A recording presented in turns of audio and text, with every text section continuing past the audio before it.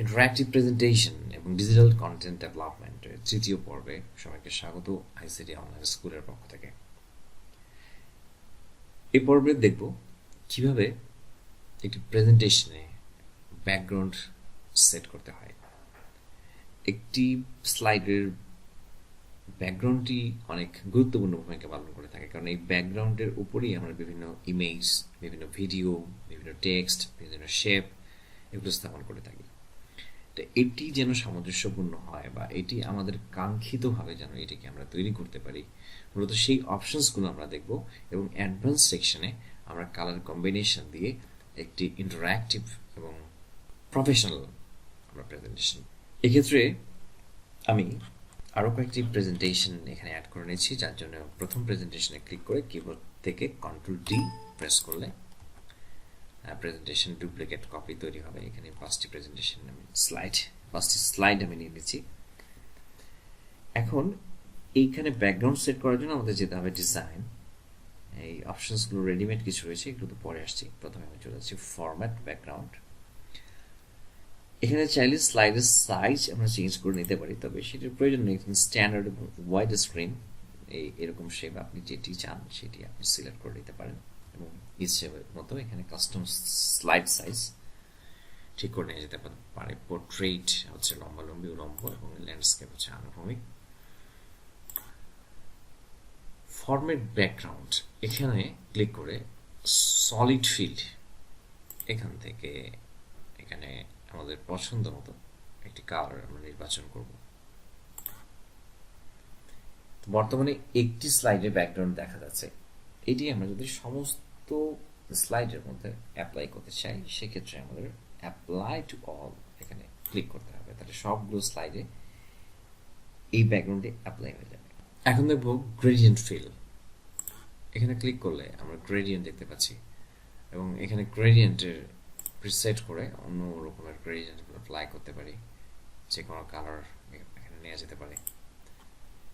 এখন এখানে বিভিন্ন টাইপগুলোকে আমরা চেঞ্জ করে দেখি যে এখানে কি কি ধরনের চেঞ্জ আসছে। এখান থেকে আমাদের মতো করে আমরা নিতে পারি লিনিয়ার, যেটি অপশন আমাদের ভালো লাগে সেটি আমরা নিয়ে নিব এবং এখান থেকে চাইলে এটিকে আমরা অ্যাডজাস্ট করে নিতে পারি।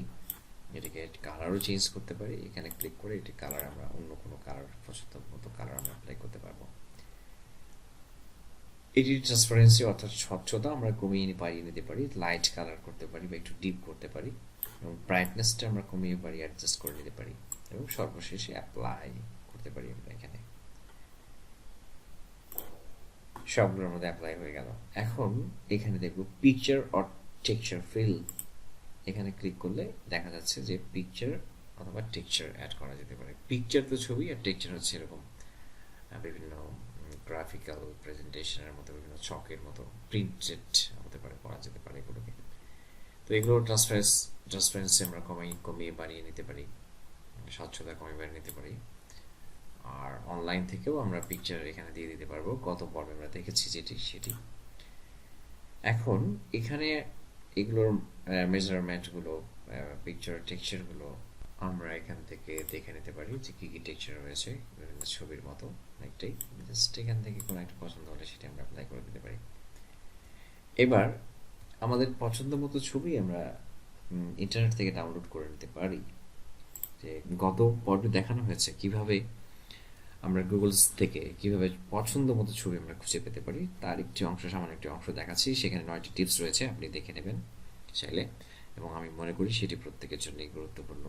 এবারে আমরা এখানে একটা সার্চ করি, জাস্ট ব্যাকগ্রাউন্ড লিখে। ব্যাকগ্রাউন্ড চলে এসছে, ব্যাকগ্রাউন্ড ইমেজ ফর ব্যাকগ্রাউন্ড। এখন এই ছবিটি যদি আমরা নিতে চাই ব্যাকগ্রাউন্ড হিসেবে, তাহলে এটা আমরা সেভ করে নিই এবং যদি মনে করি এরকম আরও কি ছবি রয়েছে, ভালো কোয়ালিটি রয়েছে কিনা, এই ছবিটির ভালো কোয়ালিটি রয়েছে কিনা, সেক্ষেত্রে search for Google image, search Google for image এখানে ক্লিক করলে এই ছবিটির আসলে আরও কত ছবি অরিজিনাল সাইজে রয়েছে কিনা, অল সাইজ দিলে এখানে বিভিন্ন রেজুলেশনের সব থেকে পছন্দ মতো এবং কী কী ধরনের ছবি রয়েছে আপনি এখান থেকে বেছে নিতে পারেন। আমরা এই ছবিটি যদি নিতে চাই তাহলে এখানে ক্লিক করে জাস্ট এখানে রাইট মাউস ক্লিক করে সেভ ইমেজেস। এবার আমরা ডেস্কটপে এটিকে সেভ করে নিচ্ছি। এখন এটি আমাদের প্রেজেন্টেশনের স্লাইডে আমরা যদি অ্যাড করতে চাই, সেক্ষেত্রে এখান থেকে ফাইল, এবার আমরা আমাদের ছবিটি এখানে ইনসার্ট করে দেব। সেক্ষেত্রে এটি ব্যাকগ্রাউন্ডে সেট হয়ে গেছে এবং আমরা এখান থেকে বিভিন্ন শেপ ড্র করে আমাদের ইচ্ছে মতো এটির উপর লিখতে পারবো। ছবিটি আসলে পেছনের হয়ে গেল, কখনো এটি নড়াচড়া করবে না। এখানে আমরা আমাদের বিভিন্ন ড্রয়িং, বিভিন্ন ইমেজ, এটার উপরে আমরা আবারও ইমেজ নিতে পারি, করে ছবি বসিয়ে নিতে পারি।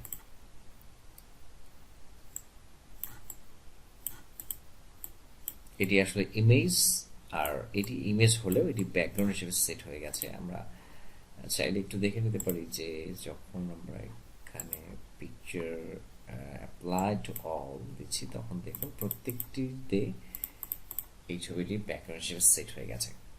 এখন দেখব এখানে প্যাটার্ন ফিল করলে এখানে প্যাটার্ন ফিলে কালার পরিবর্তন করে দেয়া যাবে। এখানে কালার পরিবর্তন করে আমাদের মতো করে আমরা এখানে কম্বিনেশন তৈরি করতে পারবো। একটা লাইট, একটা ডিপ দেওয়া যেতে পারে। এখন এখান থেকে আবার অপশনস আমরা চেঞ্জ করে নিতে পারি বিভিন্ন অপশনসে ক্লিক করে, বিভিন্ন অপশনস। তো যাই হোক, একটা নিলেই হয়। এটি সবগুলোতে অ্যাপ্লাই করতে চাইলে অ্যাপ্লাই টু অল হয়ে গেছে। এখানে কিছু রেডিমেড আমরা থিম দেখতে পাচ্ছি, যদিও এই থিমগুলো ব্যবহার না করে ভালো, কারণ এখানে আপনি স্বাধীনভাবে কাজ করতে পারবেন না। যদি সময় কম থাকে সেক্ষেত্রে অন্য কথা। এখানে আমরা এখান থেকে একটা নিয়ে নিলাম, সেগুলো সবগুলোতে অ্যাপ্লাই হয়ে গেছে। এখান থেকে আবার সেটির ভ্যারিয়েন্টস রয়েছে কিছু, সেগুলো অ্যাপ্লাই করা যেতে পারে। এখান থেকে এগুলোকে আরো কাস্টমাইজ করা যেতে পারে, এগুলি এভাবে। তো আমরা সাধারণত চাইবো যে একটা ব্যাকগ্রাউন্ড যেন আমাদের মতো হয় এবং সেটি যেন লাইট কালারের থাকে। আর ব্যাকগ্রাউন্ডের ক্ষেত্রে যেটি আমরা লক্ষ্য করবো সেটি হলো যে যদি আমাদের ব্যাকগ্রাউন্ডে লাইট থাকে তাহলে আমাদের ফন্টগুলো হবে ডিপ কালারের, আর যদি সেটি ডিপ থাকে তাহলে টেক্সটগুলো হবে লাইট কালারের। যে আমরা একটু দেখে নিই যে এখানে যদি আমরা এখানে যদি কালার আমরা এটিকে যদি লাইট করি, এটিকে যদি লাইট কালার অ্যাপ্লাই করি, এখান থেকে ফন্ট কালারটিকে লাইট কালার অ্যাপ্লাই করি, তাহলে আসলে সেটা ভালো লাগছে না। কিন্তু সেখানে ডিপ কালার, আমরা যে কোনো ডিপ কালার দিলে এটি ফুটে উঠছে। অনুরূপভাবে এটি ডিপ কালারের ব্যাকগ্রাউন্ড, যেখানে লাইট কালার ইউজ করতে হবে। তা আমরা লাইট কালার ইউজ করি, এখানে লাইট, এবং এখানে ডিপ কালারটা ফুটছে না, এখানে চোখের দৃষ্টিনন্দন হচ্ছে না। তাহলে এখানে যদি লাইট কালার ইউজ করা হয়, যেমন সাদা দিয়ে দিলাম বা এরকম লাইট ইউজ করছি, লাইট কালারগুলো আসলে প্রত্যেকটি এখানে ভালো লাগছে।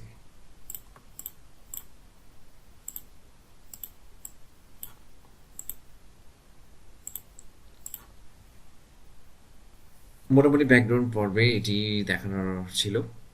আমরা অ্যাডভান্স সেকশনে আসলে সবগুলো মিলিয়ে চমৎকার একটি প্রেজেন্টেশন তৈরি করবো। আগামী পর্বগুলো দেখার আমন্ত্রণ রইল। আচ্ছা, এখানে